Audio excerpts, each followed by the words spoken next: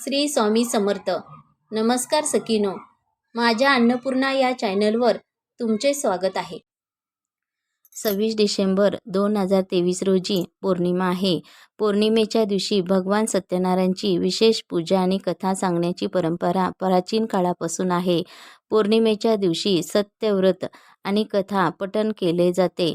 स्कंद पुराणानुसार सत्यनारायण व्रताची कथा ऐकून श्रीहरी साधकाचे सर्व दुःख दूर करतात. मार्गशीर्ष पौर्णिमा. कलियुगात ही सत्यनारायण पूजा खूप प्रभावी मानली जाते.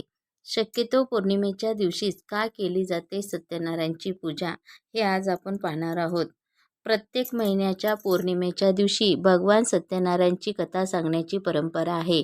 कलियुगात ही व्रतकथा खूप प्रभावी मानली जाते.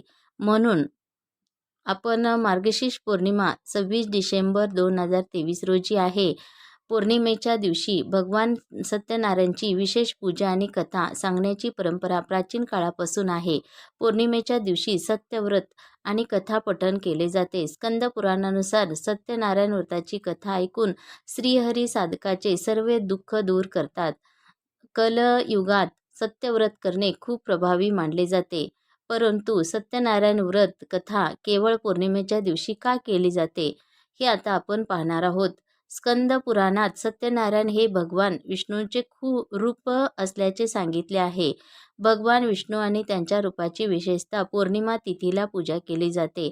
अशा परिस्थितीत या दिवशी कथा सांगण्याची आणि भगवान सत्यनारायणची पूजा करण्याची परंपरा वर्षानुवर्ष प्रचलित आहे.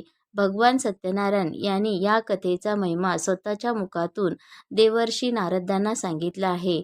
पौर्णिमेच्या दिवशी सत्यनारायण व्रताची कथा श्रवण केल्यास हजारो वर्ष केलेल्या यज्ञाइतकेच फळ मिळते, असे मानले जाते. आता आपण सत्यनारायण व्रतकथेचे फायदे काय आहेत ते आता जाणून घेऊ. भगवान सत्यनारायणची कथा व्यक्तीला धर्म आणि सत्याच्या मार्गावर चालण्याची प्रेरणा देते, जेणेकरून तो आनंद आणि समृद्ध राहील. असे मानले जाते की जेथे भगवान सत्यनारायणची पूजा आणि कथन केले जाते, तेथे गौरी, गणेश, नवग्रह आणि सर्व दिक्पाल उपस्थित असतात, जे साधकाला आशीर्वाद देतात.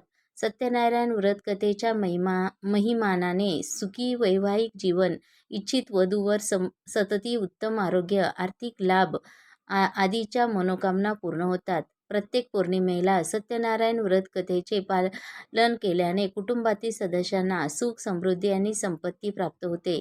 त्यांचे जीवन धर्म, संपत्ती, वासना आणि मोक्ष सिद्ध करते. क्लेश नाहीसे होतात.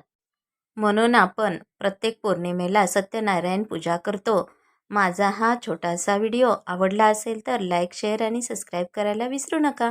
श्री स्वामी समर्थ.